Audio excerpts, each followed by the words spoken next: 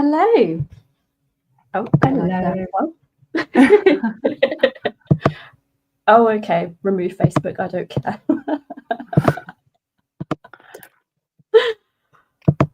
Oh, I don't know why, but Facebook can be a bit kind of temperamental and it's weird. Yeah. Okay. We've got YouTube. Anyway. That's enough. Yes. So let me just introduce the video. So in this video, I am joined by a special guest. I will introduce her properly in a moment. And we're talking about finding harmony, peace for your soul and subconscious, and looking at the perspective of RTT and a little bit of Bianca's journey as well into RTT and things like that. And for those of you who don't know me, I am Emily from Emily Lunar Astrology. I am an astrologer, intuitive tarot card reader, and moon lover.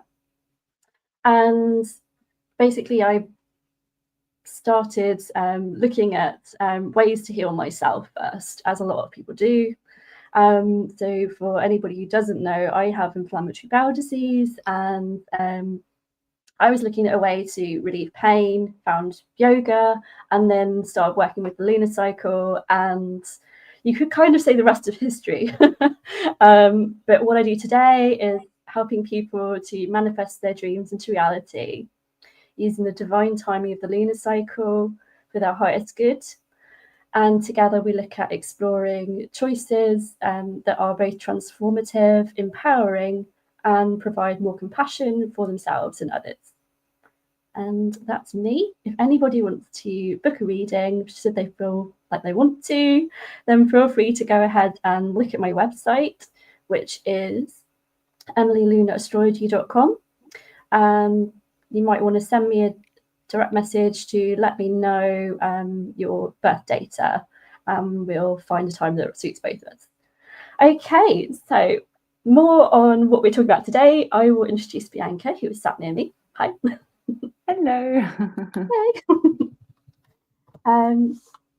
So here's my intro for you.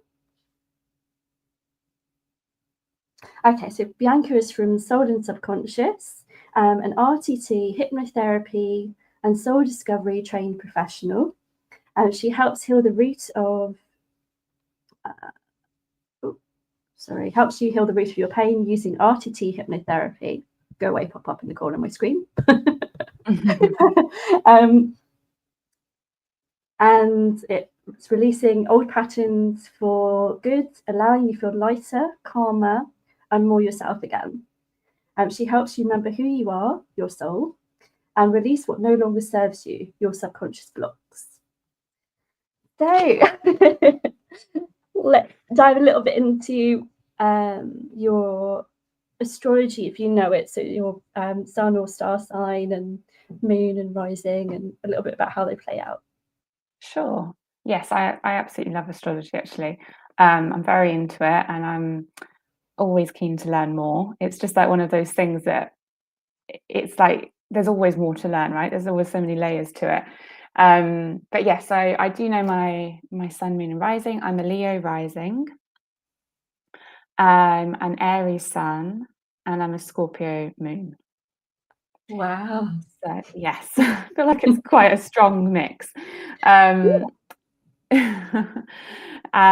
so lots of fire. Yeah, I have a lot of fire and water in my chart, actually, in general. Yeah, I always have Mercury in Pisces and Mars in Cancer and Venus in Aries. So yeah, most of my kind of the main planets are in water signs, or water and fire signs. So yeah, I resonate a lot with my placements. It's interesting, actually, because I always knew I was an Aries. Obviously that's like the first thing you learn, isn't it, that your sun sign. But I always kind of felt like I kind of feel like an Aries, but not 100%. Like it never really felt totally right for me. And then I actually got into astrology when I was like 13. I was really quite young. It was back in the time where we had you had a desktop computer. Obviously, me and my brother would like fight over it. And astrology and these things weren't so widely known, but my mum was into that. So she would talk to me about astrology, and then I kind of would go down all these rabbit holes. And then I discovered somehow, I don't even remember exactly how, I thought, oh my gosh, there's a birth chart calculator, I'll do that. And then I read that I had moon in Scorpio, and I was like, this explains it all. So I still remember that moment of discovering that I'm a moon in Scorpio and being like, okay, I resonate a lot with this too. And yeah, that makes a lot of sense for me. So, and then Leo rising, I also feel quite connected to as well. So it's, I think all three of them feel right for me. Yeah, it's really cool. I don't know why I seem to always find people that have got more fire in them, because I don't have very much myself. So, oh really? Yeah. I mean, I've got Taurus rising, which I've newly discovered. I always thought I was Gemini sun and rising. And then doing my second astrology training, I had a rectification from Frank Clifford and thought, okay, this makes a lot more sense. This is why I'm do everything through the body first, feel everything. And it's kind of, I always was told when I was younger, oh, you're too sensitive. And well, I feel Venus in Cancer, but I thought that can't be just it, because I can do this sort of like intellectualizing emotions as well, and thinking, well, is this a time appropriate place with a Capricorn moon and Mars? It's like, well, it has to be time appropriate, and it has to be that I have all the responsibility taken care of before I can release any emotions, so that I'm not sort of being a burden to other people.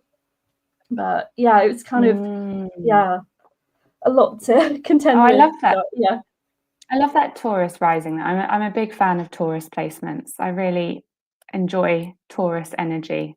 I find it very grounding and comforting. My mum's a Taurus and my brother's a Taurus actually. So I feel like I kind of grew up with it, and I something that I really like. I really like those placements. Yeah, I mean, which part do you resonate most with? Well, to be honest, I do see the Capricorn in myself because of the the moon and the Mars both being there, and I also have Neptune there as well. So I kind of feel some of that. It's like, well, actually, I feel like some things I should have started yesterday, but then the Gemini side of me, because I have quite a large stellium in Gemini in my first house, it's kind of, well, actually, everything can be done when I feel like it, and then I run out of time. So I'm more, which is often the case for people with Capricorn placements, that later in life you become very strict with your timing, because, well, Capricorn is ruled by Saturn, that time lord of the zodiac. It's kind of right with that. You need to be careful of other people's time, and notice that actually life is there for living, but also you want to have somebody to remember you and your work or your legacy when you're gone, because otherwise, what imprint or knowledge impact have you had on the world? It's that quest for purpose within structure, I guess. So it's kind of like a big part of Capricorn energy is wanting to leave a legacy. And you figure that out as life goes on, sort of what you want that to look like and what you want to leave behind. You really realize beautiful. Oh, thanks. You realize that life can be hard for so many people, whether it was hard for you or whether it's hard for people around you. You see that echo and think, well, how can I make it slightly easier so that other people have something to follow? It's like climb the mountain, climb the hard terrain, so that actually now you've got the action steps for other people. I really like that. I have my sun in the 10th house. So that's like Capricorn, the house like Capricorn. I don't know how you phrase it, but so I guess it has some impact on my sun too, and I do resonate with that like quite a lot too. The Aries with that kind of feel would give you that reputation, because that's the house of reputation and vocation. So Yeah, That's really interesting. interesting.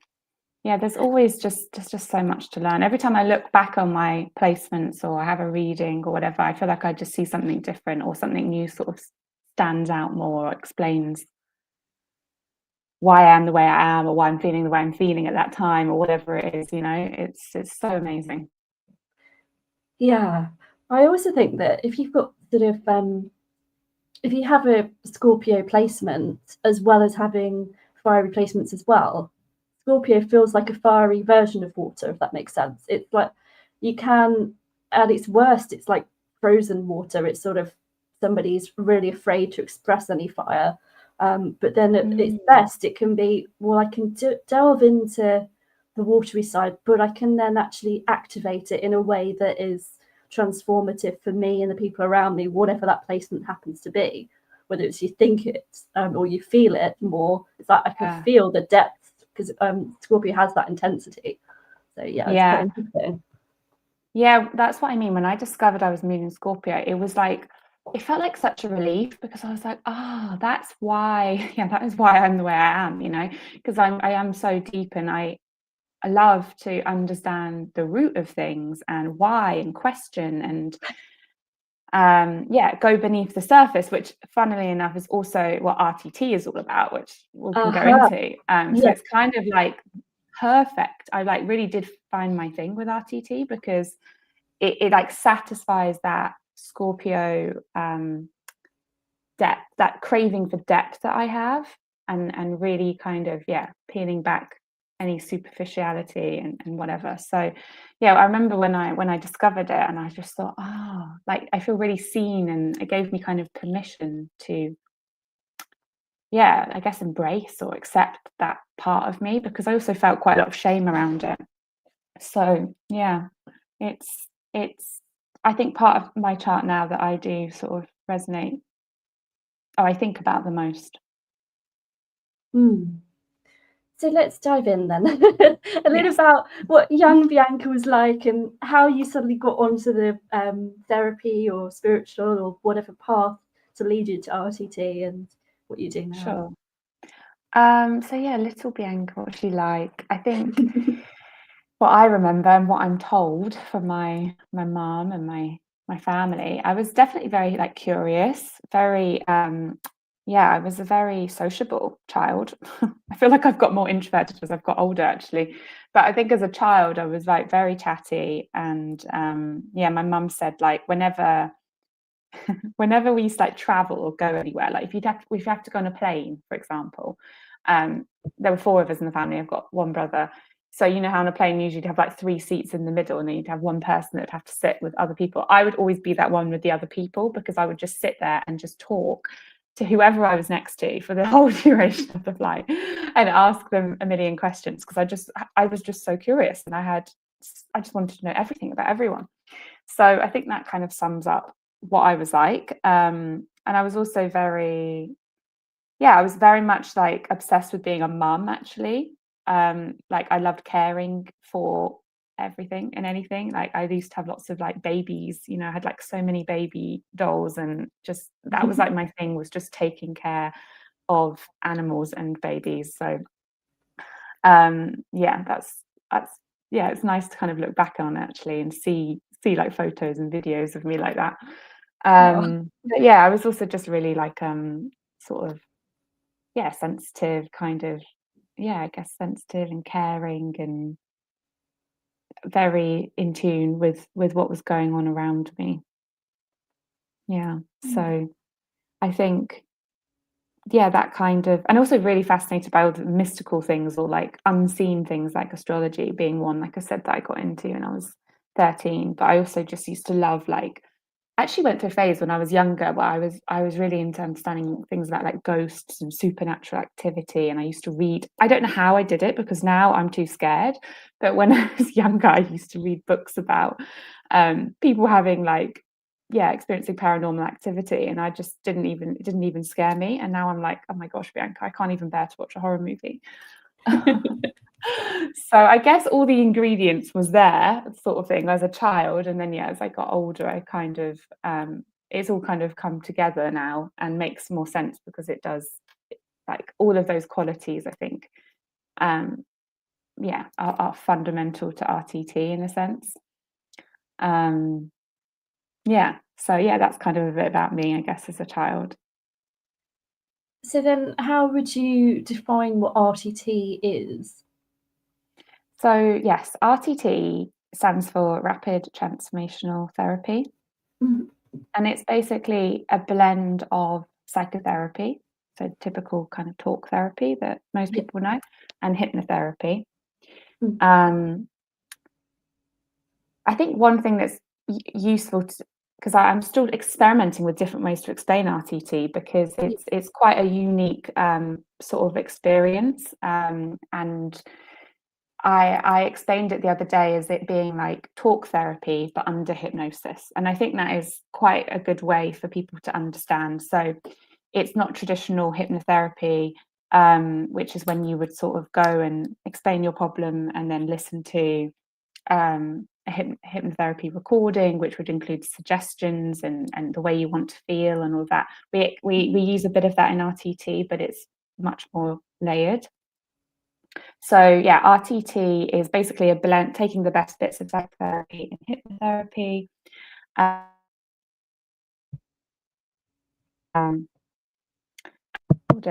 It just cut out for a second there. Can you still hear me? Yes, I hear you. Do you hear me? Phew. I was thinking, yeah, cool. Okay, great. Yeah, but we suddenly just disappeared, and I thought, oh, what's happening? Should I continue? Yeah. Yeah.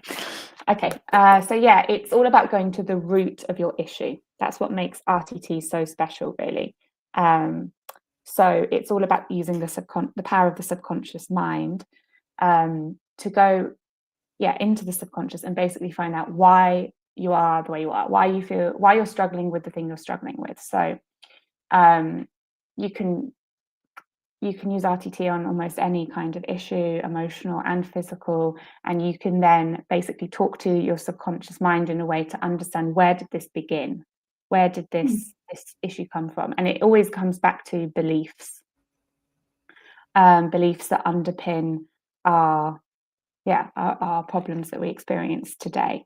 So it's basically about regressing back to moments in your life, often in childhood, where we formed beliefs that have basically limited us and held us back in later in life. And it's about sort of understanding what they are, feeling a lot of things that maybe we didn't really allow ourselves to feel, or we didn't know how to feel at that time, and releasing that and understanding, making that link between the past and the present. And that's super satisfying, because I think so many of us struggle with things and we think, well, why am I like this? Why do I suffer so much with anxiety? Why do I doubt myself so much? Why, whatever it may be. And the point is that your subconscious mind stores all of that information. It has all the answers.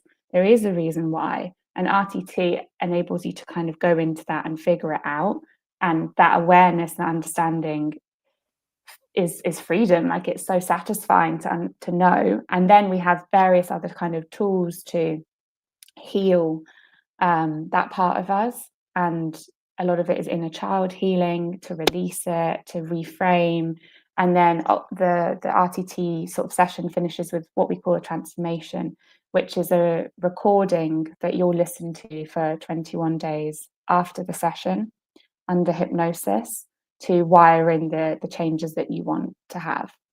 So there's kind of layers to it. It's kind of going to the root, releasing, and then rewiring. Yeah.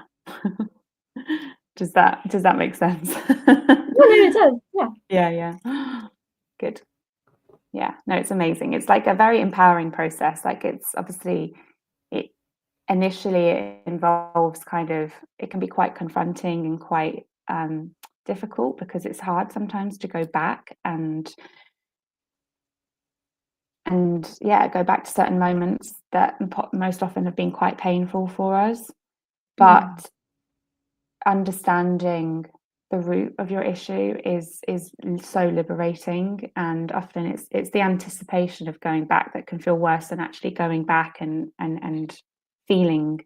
And obviously you're not reliving the past, you're just reviewing it, and I'm there with you the whole time. And it's you're absolutely safe and okay. But it's it's very healing to sort of go back and sort of fully let certain things go that have been subconsciously holding you back for all this time.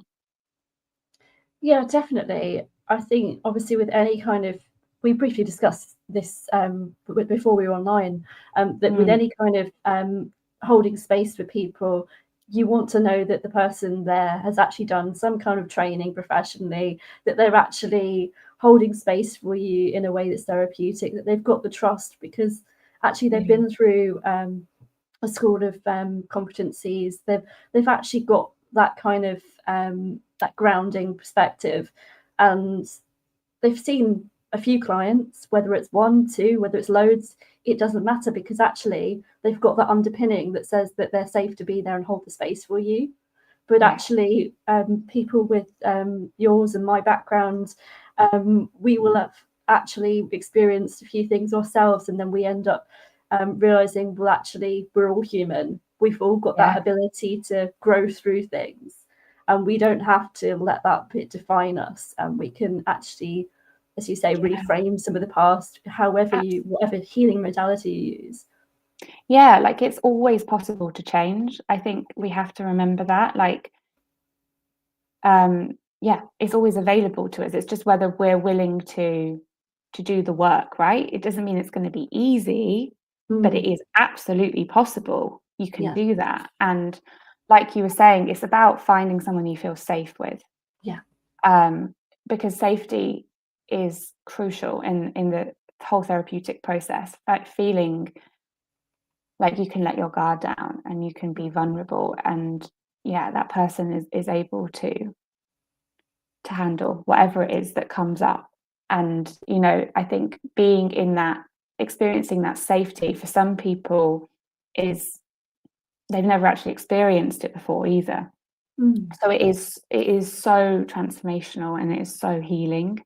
And I truly feel so lucky and privileged, and I'm honored to like hold that space for people, because I know how hard it can be to be vulnerable and to let your guard down, and I know how I truly think anyone that does this kind of inner work is so brave. So many people kind of go through life and they don't even dare sort of go within because it's too much. And it is hard, right? That is why a lot of people don't do it. But I think also once you start doing it, you start to realize like, oh wow, like I can handle this actually. And you start to reap the benefits from it. And then you think, oh, okay, like I want to keep going. Like I want to keep growing. And you feel that expansion and that you're evolving. And I think a lot of people on the personal growth journey, or doing inner works, once you sort of get a taste for that, you're like, oh, it is possible, Yes. And I think that is just one of the best feelings in the world. I absolutely love it. And I love RTT for the role that can play in people's journey, because it just kind of accelerates it. Like I absolutely love psychotherapy too. I love my therapist. I love going to therapy. I think that's super impactful and helpful. But what RTT does is it accelerates the process, because it gives you insights so quickly from by going directly to your subconscious. And then you can use those insights then to talk about in talk therapy, or use other modalities to support you on your journey. But I don't really know of any other type of therapy that can go so deep so quickly, and you can come out of every session with something new, with some new understanding of why you are the way you are and why you're experiencing this. So it's brilliant for sort of like accelerating that kind of journey, but it does require you to also be willing to go there, right? Because you've got to be an active participant, obviously, in your healing journey. And sometimes that does involve feeling things you'd rather not feel, or facing things you don't really want to think about. But there's so much freedom on the other side of that. Yeah, definitely. Yeah. I just see what other things we were thinking of talking about. Oh yes, purely from a personal perspective, because I'm thinking of relocating at some point myself, so I thought I'd throw it in there. But I know that you were originally in the UK and you've moved to Spain. How was that for you, the process of relocating, and has that sort of helped you on your sort of like journey with what you're doing now? Yeah, I mean, that it's true. I sometimes it's funny. I look back and I kind of forget that I did this huge thing of moving countries. Like, I think because it's just been, it felt so natural to me. Like, it just felt in some sense easy, and in many other ways it's been hard and it's difficult. But the actual choice to move here just felt like a no-brainer. So yeah, it's kind of funny when I look back and I'm like, I can't believe I did that. But yeah, so a bit of background on why I moved to Spain. I studied languages at university. I studied French, Spanish, and Portuguese. So I, as a part of that, lived abroad for a year. I did Erasmus. So I lived in Montpellier in France, and then I lived in Valencia. And I've always been like to Spain quite a lot. As a child, we would come here for holidays and things. So I've always like loved Spain.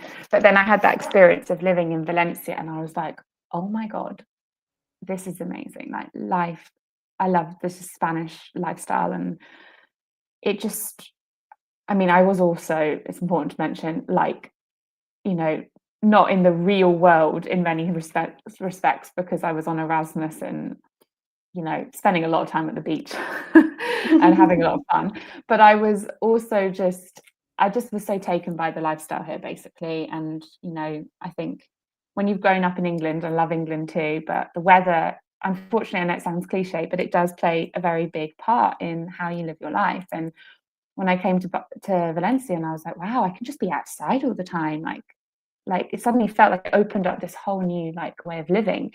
And I thought, I was so sad to leave Valencia. I literally stayed as long as I possibly could and came back just a few days before I had to start my fourth year. And I thought, I've got to come back and live in Spain one day. And anyway, time passed. I graduated and traveled, and then I lived in London for a bit, and I did not love London life. It was not for me. I wasn't even ever really excited about living in London, but kind of all my friends had moved there, and I thought, oh, that's what I have to do. I didn't really know what else to do, so I just went with it, and I felt like, yeah, I'm just not compatible with that city. I mean, I think it's an amazing city to visit, but to live and and to not have all the money to enjoy it, you know, it's a very different experience. So yeah, I was living in London, and I was really not, everything kind of went wrong during that period of my life. Like, you know, a relationship ended. I basically kind of got kicked out of the flat I was living in. I had terrible bosses, didn't enjoy my job. It was kind of like, okay, something needs to change here. I can't keep going. So I suddenly thought, okay, I'm 25. I was 25 at the time, I mean, and I thought, I will, you know, this is the time to just to take a bit of a risk and to take a bit of a leap and maybe try out living in Spain. And I loved Valencia, but there wasn't a lot of work opportunities there. So, and I also loved Barcelona. So I thought, okay, I think Barcelona is probably a better move. A bit more kind of happening here. And so, yeah, I remember just sort of searching for work in Barcelona. And well, this is a whole story, but the short story is it all happened extremely quickly. It was like the second job I interviewed for, I got the job, and 6 weeks later I moved. And it really felt like, wow, the universe is supporting me in this move. Like, it really, I couldn't actually believe how easily it happened, because it just felt at that point like everything was hard and everything was kind of going against me. So I thought, okay, wow, I'm moving to Barcelona. And then, yeah, I'm so happy I did. It's really one of the best things I've ever done.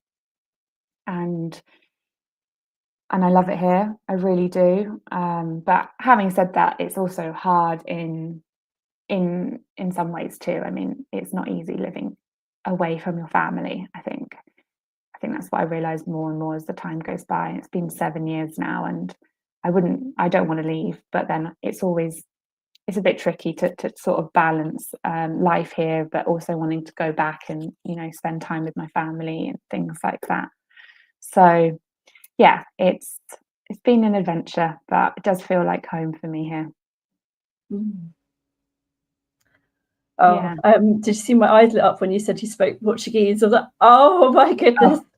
Oh, not Purely, anymore. not anymore. Oh. No.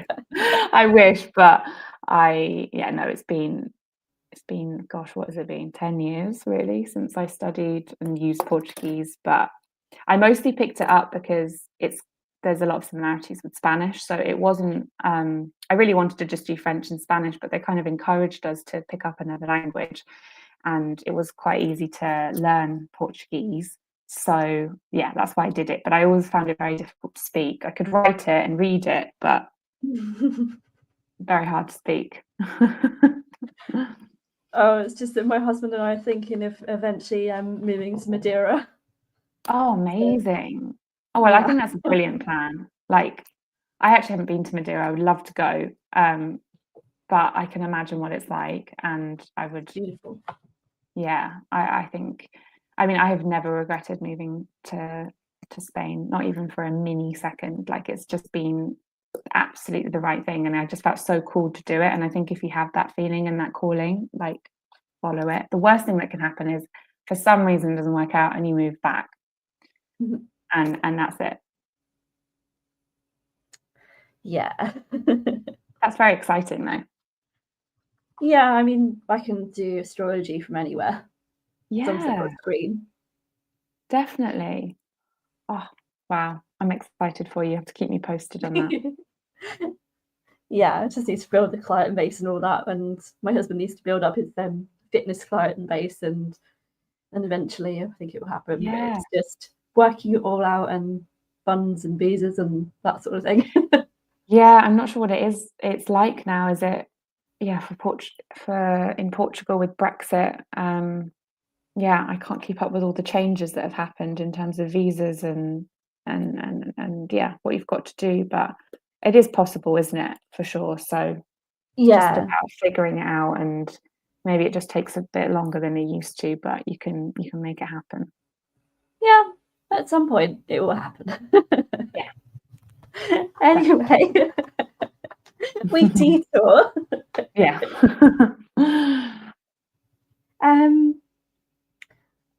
So are there any sort of simple or fairly easy practices and things that you'd recommend people if they want to like dip their toe in the water of a little bit of what you offer before deciding to come and see you and work with you? Yeah, I think a good place to start is listening to one of the hypnosis recordings, like generic hypnosis recordings I create.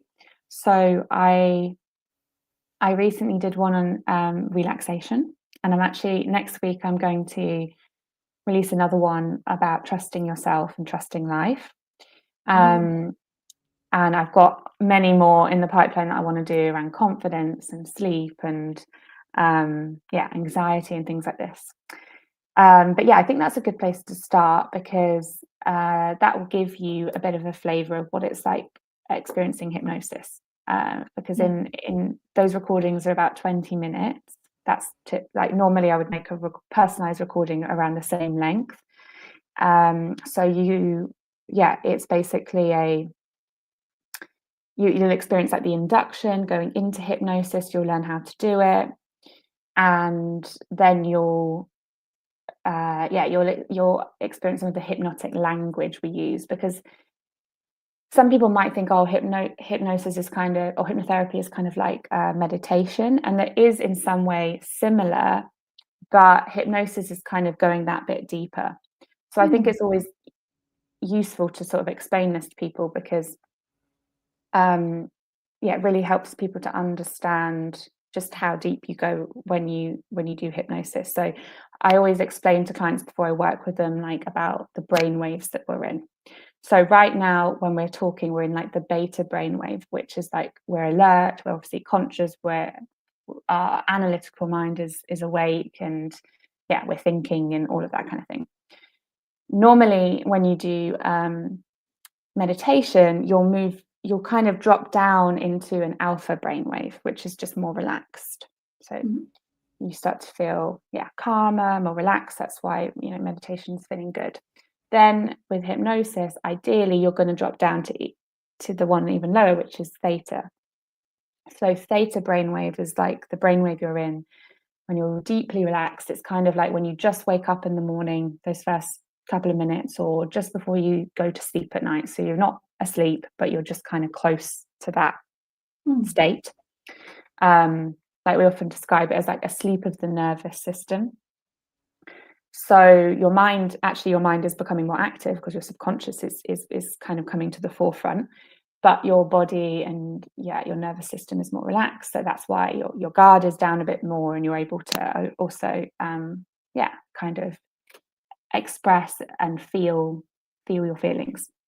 So I think doing these recordings is helpful because it kind of doing the induction and getting used to how that works takes you down to that level. And obviously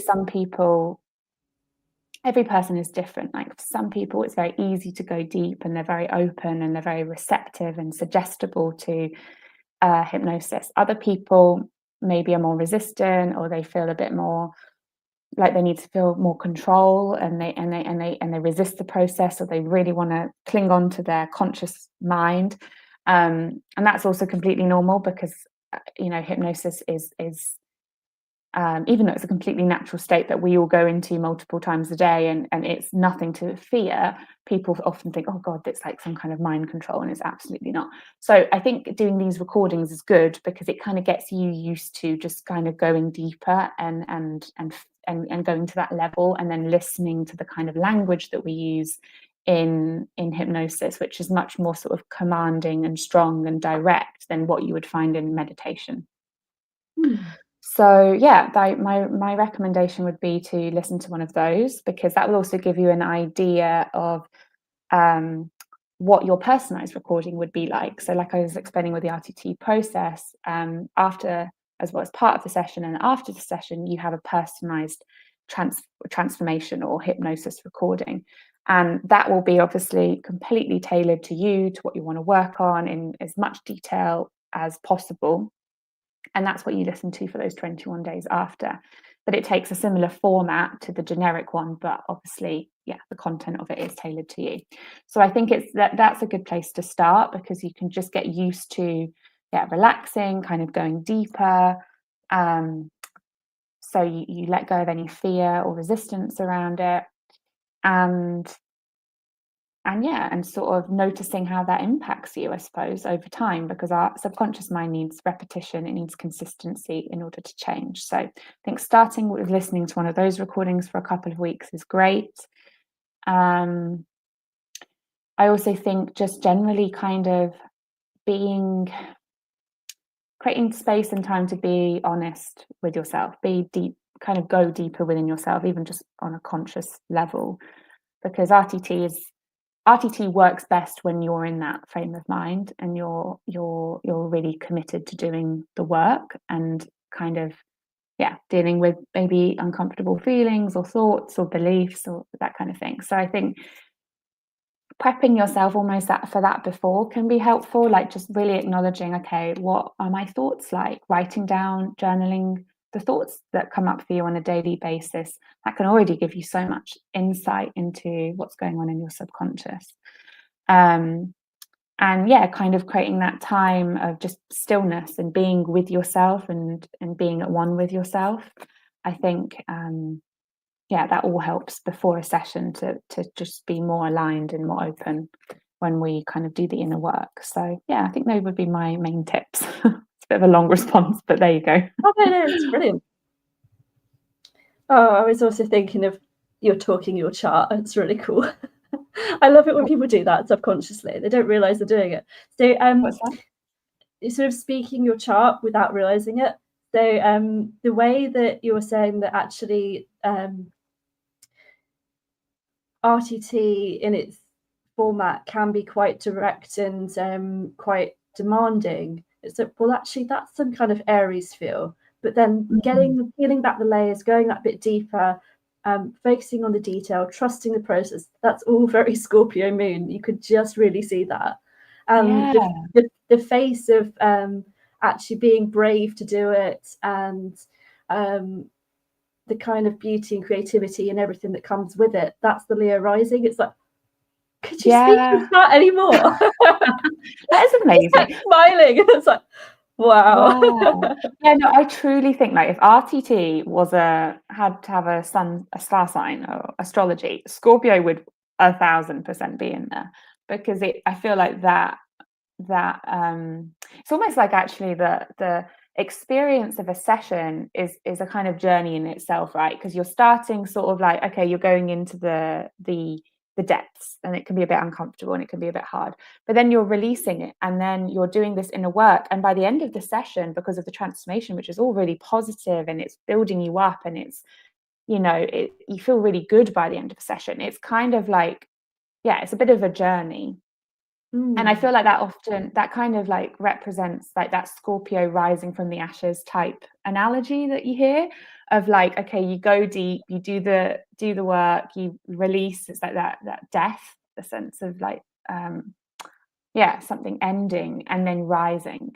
And I think that is actually what RTT is a lot like. So yeah, it's kind of amazing, to be honest. That's why I feel like I found my thing, because I'm like, wow, this just like sums up like all the things I love, like going into the detail and kind of facing things head on, and then sort of like then focusing obviously on all the positive and the beauty and the, like, you know, all the things that you want to feel. So yeah, that's amazing. I love that you noticed that too. Yeah, I was just thinking about, actually, yeah, as you say, it's like you got the Scorpio kind of in the shadows, then you've got like a beginning of the phoenix needing to shed old skins or feathers or whatever, coming out of the ash and becoming that lark. It's kind of the regeneration. There is a story about the scorpion, the phoenix and the lark. There is that, I don't know that. Scorpio. I can't remember who wrote about it. I have to try and find out what the book was at some point, but there's a book that's got a load of things about the archetypes and the houses and things, but then because of the way it describes the houses, it then can describe some of the depths of signs, and particularly with Scorpio, they'd obviously focused on that whole transformation story, and transformation obviously is one of the key words for Scorpio. It's just beautiful. Yeah. How do you find Scorpio energy? I'm curious, as someone with like Gemini and Capricorn and Taurus and those kind of energies. My 6th house is Scorpio, and I have Pluto within my 6th house. So it's all about the healing aspect for me. It's like I have to have the deep, intense spiritual routines. For instance, I've talked many times, people will probably get bored of hearing the story, but many times about how whenever I have a shower, I'm not just shedding away old skin as you would for washing or whatever. It's kind of it's a deep spiritual shower because I've made my body scrub.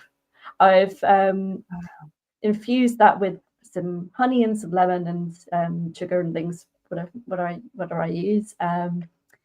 And then I'm also making sure that not only am I sort of washing my hair and things, but I'm chanting. So I'm chanting to Kali to destroy negativity in my life and transform that. Love it. Sounds like an amazing experience. I have to try one of these kind of showers. and a chakra healing chant as well to like restore everything. But they have to all be done the right amount of times that they need. So it's and there's a what do you call it?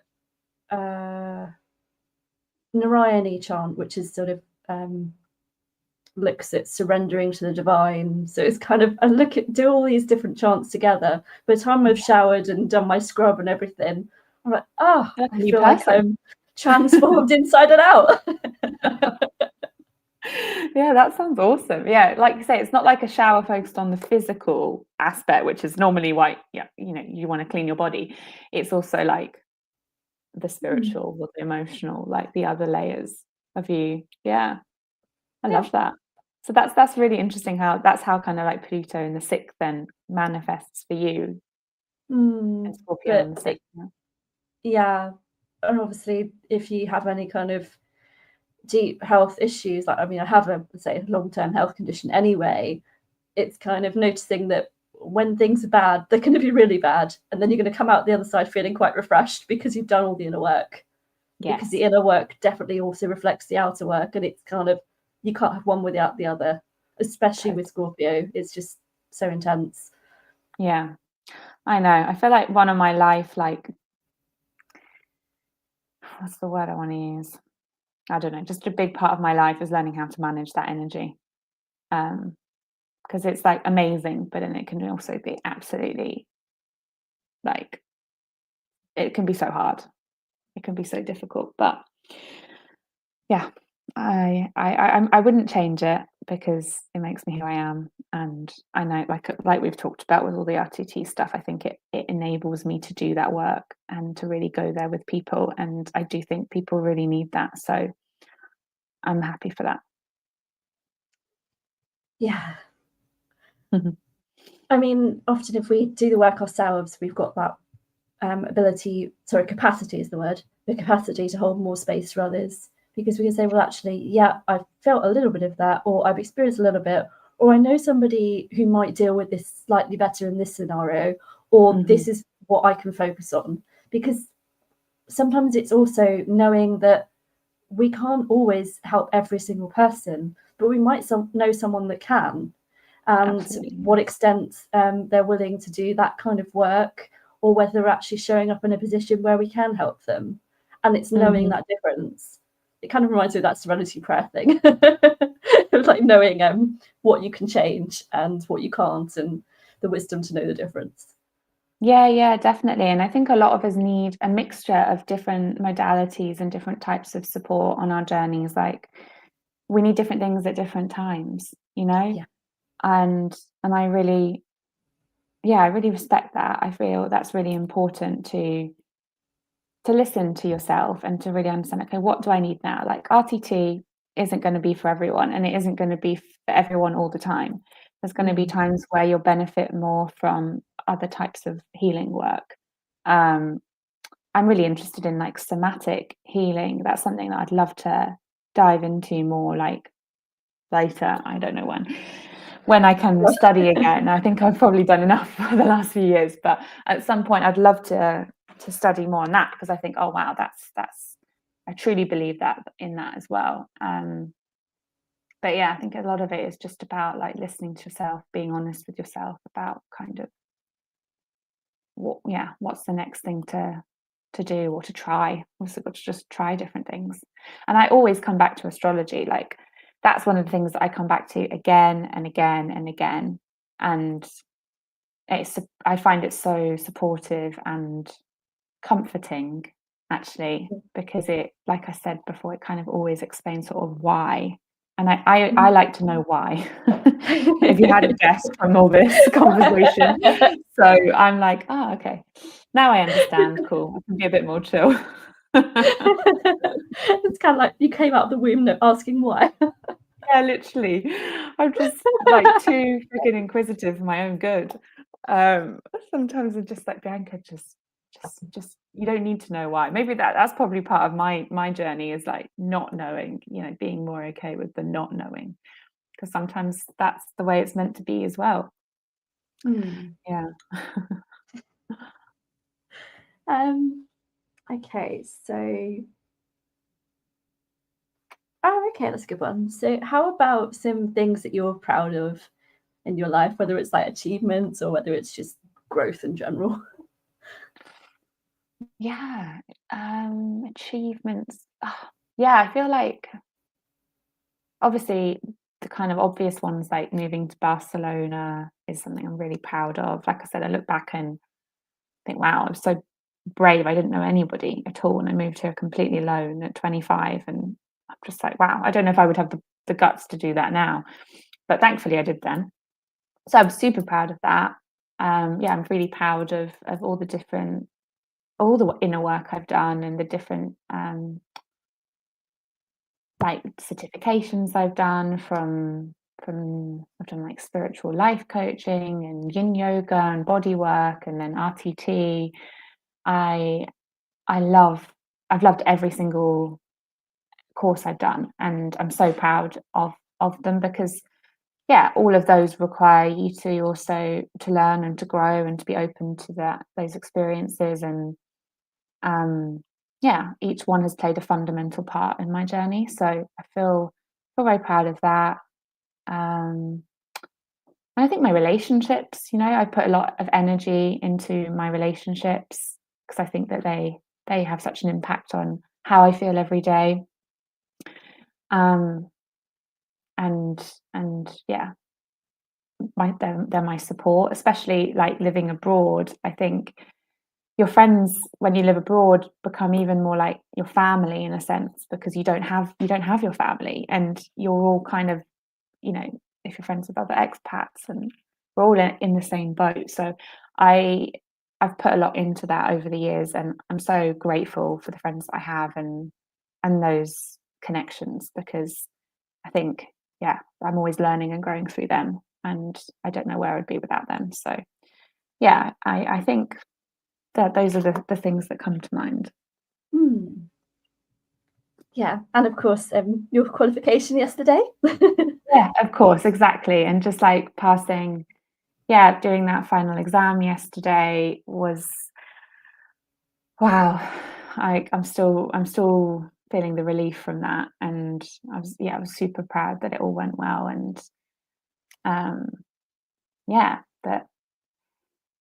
that I made it happen. I think sometimes we don't give ourselves credit, right, for this stuff, and I definitely fall into that thinking sometimes of being like, oh, I was just lucky, or like, I don't know, I like attribute my success or my luck to things outside of me, and then sometimes I have to be like, no, Bianca, I did it, like I made it happen.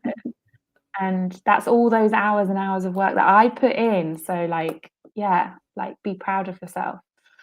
But I don't know if it's like the English in us, like that is more kind of reserved and kind of like, we don't always give ourselves that, you know what I mean? I feel like other cultures can be a lot better at it than we are. So I find that also interesting to observe. Yeah, definitely. Yeah, I think they're the main ones, really.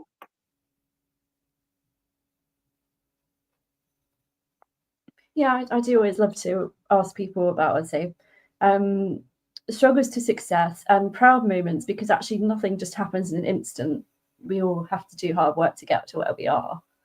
And Absolutely. also it helps other people, because it's something to inspire and uplift and realize that actually there are ways that we can do this. We don't have to think about our dreams without giving them any weight. We can manifest them into reality. Definitely. Actually, another thing that's just popped into my head, which I don't know why I didn't say before, one of the things I'm really proud of is just leaving my previous job where I was so unhappy. And it took me so long to find the courage to leave. And I'm so proud that I did. I mean, I can't even put it into words. I'm just so grateful to myself for finding that courage and doing that, because it can be really, really hard when you feel stuck in a situation, and you've got to make a decision. And I mean, in the end, it didn't feel like I even made a decision, because I basically left because I just was so burnt out I couldn't actually continue. But I'm just proud of myself for getting through that, because it was a really difficult few months, and good to be on the other side. Definitely. So I need to ask the question that I ask everybody. How do you manifest your dreams into reality and stay consistent with any goals, projects, and things you're working on?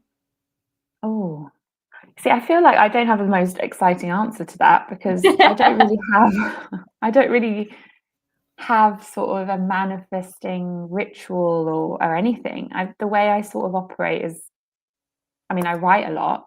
I guess I'm doing it kind of, subconsciously. I'm doing it without really knowing that I'm doing it. But I like to write a lot, and to once I talk to myself a lot too about the things I want. And I think that helps bring it into bring it into, what's the word? Bring it to life, bring it into existence. And I just try to take action. And I do really believe that when you take action, the universe responds.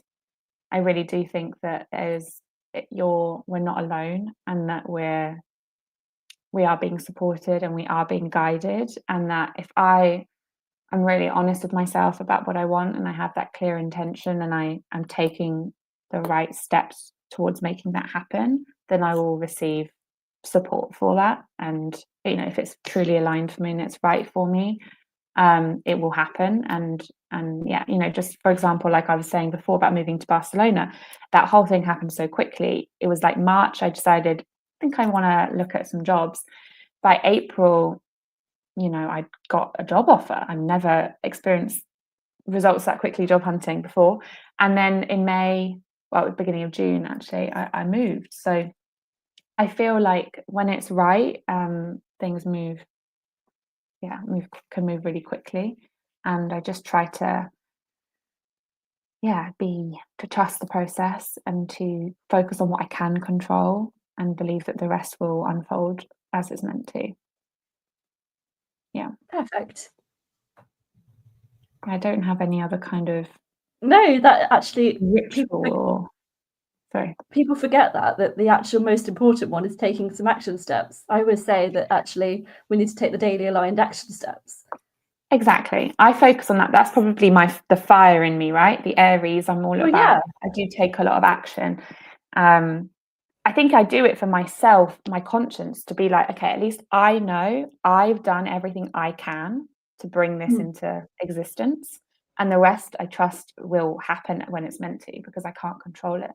So yeah, that's kind of how my logic goes. And to be honest, actually also listening to hypnosis recordings, like I've got personalized ones that I still listen to now, because that's the great thing. Once you have one of these, it's kind of timeless, unless your goals massively change. And I do find that they help me to just feel like more is possible, because if you're listening to something every day, your brain responds, and it does rewire, through repetition, your brain and neuroplasticity. Like, it is absolutely possible for your brain to rewire. And so if you're really dedicated and you're listening to something every day, what you start to focus on and what you give attention to and energy to changes. And then you start to see possibilities that you didn't necessarily see before, or you become accustomed to feeling things that you didn't feel before through feeling them when you're listening to the recording. So I think that's an incredible tool for sort of opening your mind, because a lot of the time we get very stuck in our thinking and our way, and this is how it should be and this is how it will be, and we think we know, and we don't always know. There's always got to be some element of trust, I think. So yeah, I think they're the main ways. Yeah. How about you? Well, obviously with the lunar cycle. So yeah, I do write my blogs. So I write one for the new moon and write for the full moon as well. And they're available on Substack. If people want to read the whole thing of each one. But I give short snippets on my social media, so always on like Instagram and Facebook as well. But yeah, the process of writing them is actually really quite therapeutic for me. So not only am I looking at the transits or aspects that are happening, but I'm giving them the meaning, the language, obviously, which astrology is the language of what's happening, as above, so below, as within, so without, as the body, so the soul. Love that. Hermetic, the Hermetic principle.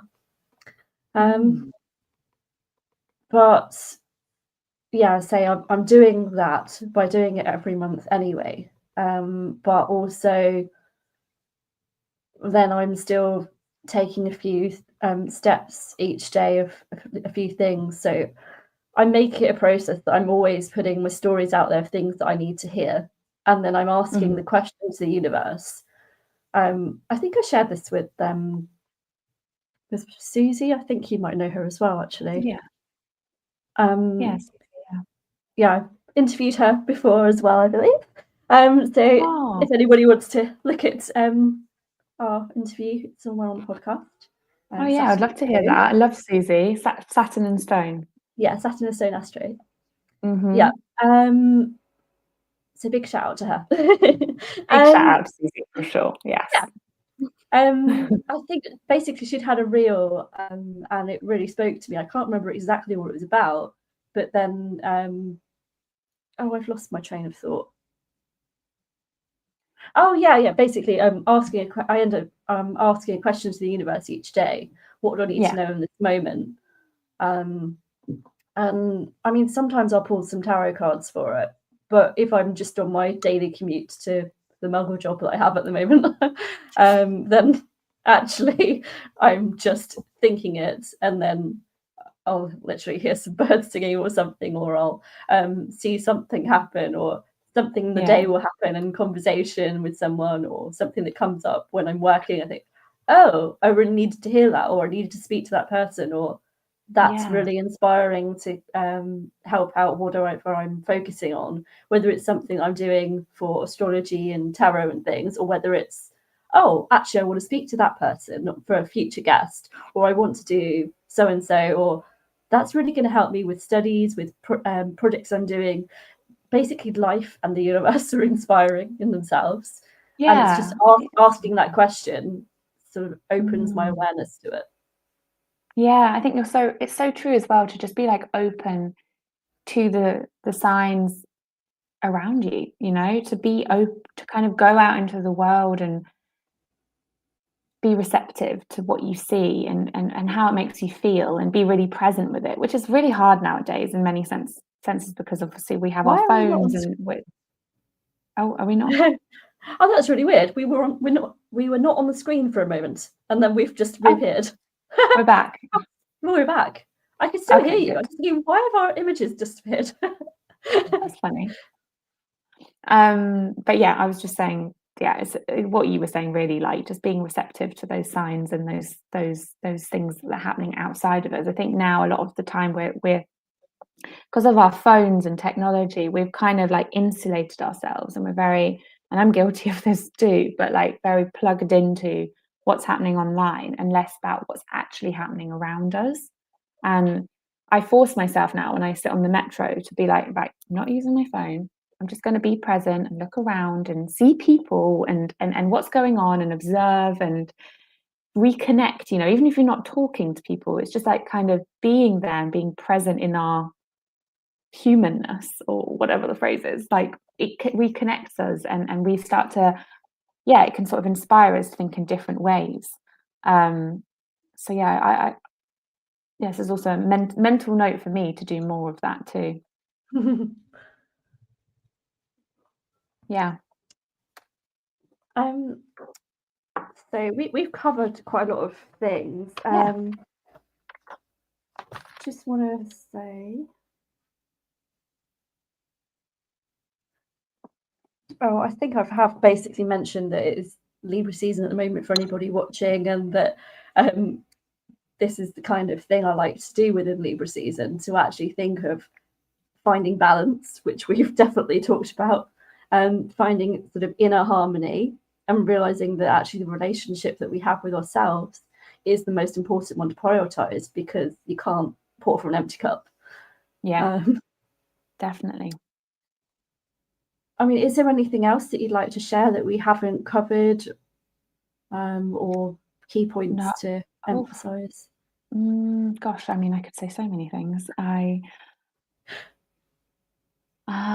don't know. I think hopefully I've given a good overview about RTT and what it involves and how it can support people on their healing journeys. Yeah, I guess maybe the only final thing, and I think I said it before, but just to have as a final thought, is just kind of how important I think it is to listen to yourself. Kind of goes back to what I was just saying a minute ago, of how we're so plugged into things all the time that we're not that takes the attention away from ourselves, you know, and how important it is to listen to ourselves, to be honest with ourselves, to have different practices that enable that to happen, and to set aside ideally time every day to really understand what you need. And kind of the balance thing as well. Balance is something that's always in flux, like it's always changing, and what we need to feel balanced every day can change. And that, to know what that is for you, is it's important to really listen to yourself, and to be honest with yourself about what your needs are today and how you can meet them, and be okay with the fact that that is always changing. I think that's my final Beautiful. thought. So then, how can people best find you and work with you? Yeah, you can find me on Instagram at soul and subconscious. So there's soul _ subconscious. That's where I am at the moment. I will also be creating a new website, so that's still in progress though.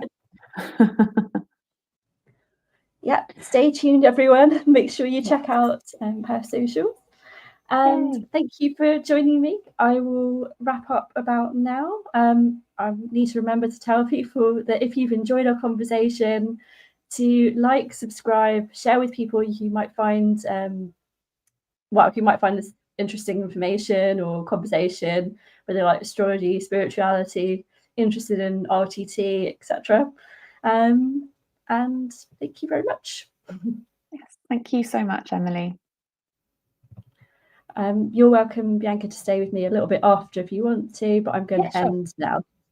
Okay. Awesome. All right. Thank Bye, you. everyone. Bye-bye.